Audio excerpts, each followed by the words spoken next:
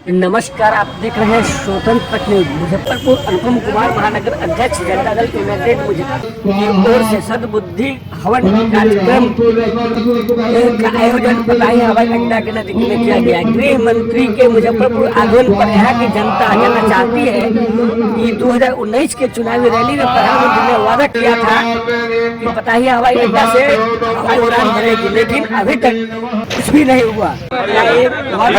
चुनावी जुमला आज हम लोग सद्बुद्धि हवन किए हैं। छलने का काम किया। आप देखते रहे पताही एयरपोर्ट गेट के सामने। चूंकि 2019 में माननीय प्रधानमंत्री जी ने इस सामने जो आप हवाई अड्डा देख रहे हैं, इसी के मैदान से उन्होंने शंखनाद किए थे कि 2019 के चुनावी सभा में कि पताही एयरपोर्ट सुचारू रूप से चालू हो जाएगा। यह मुजफ्फरपुर, वैशाली समेत उत्तर बिहार को सौगात मिलेगी। आज 5 वर्ष बीत जाने के बावजूद पताही एयरपोर्ट का कुछ भी नहीं हुआ। परसों इस देश के गृह मंत्री, हमारे गृह मंत्री जी इसी मैदान में फिर चुनावी शंखनाद करने आ रहे हैं, अपने कार्यकर्ताओं को संबोधित करने आ रहे हैं। तो हम लोग बस ये सद्बुद्धि यज्ञ किए हैं कि क्या ये 15 लाख की तरह जुमला था कि आपने छलने का काम किया मुजफ्फरपुर, वैशाली सहित उत्तर बिहार के लोगों को, ये हम लोग जानना चाहते हैं। क्योंकि देश के प्रधानमंत्री जी का ये वादा था। जब देश के प्रधानमंत्री जी का वादा पूरा नहीं होगा तो हम लोग किससे उम्मीद करेंगे। तो हम लोग श्री भगवान के श्री के चरणों में अग्नि देवता को आहुति देते हुए हम लोग ने सद्बुद्धि हवन किया है कि हे भगवती।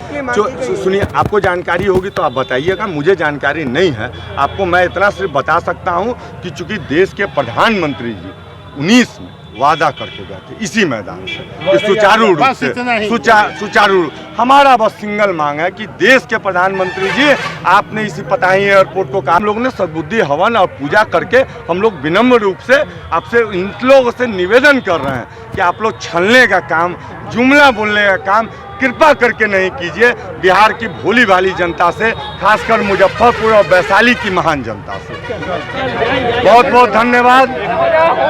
नरेंद्र मोदी ने इसी पताही हवाई अड्डा के मैदान से उन्होंने घोषणा किया था कि पताही हवाई अड्डा सुचारू रूप से चालू हो जाएगा।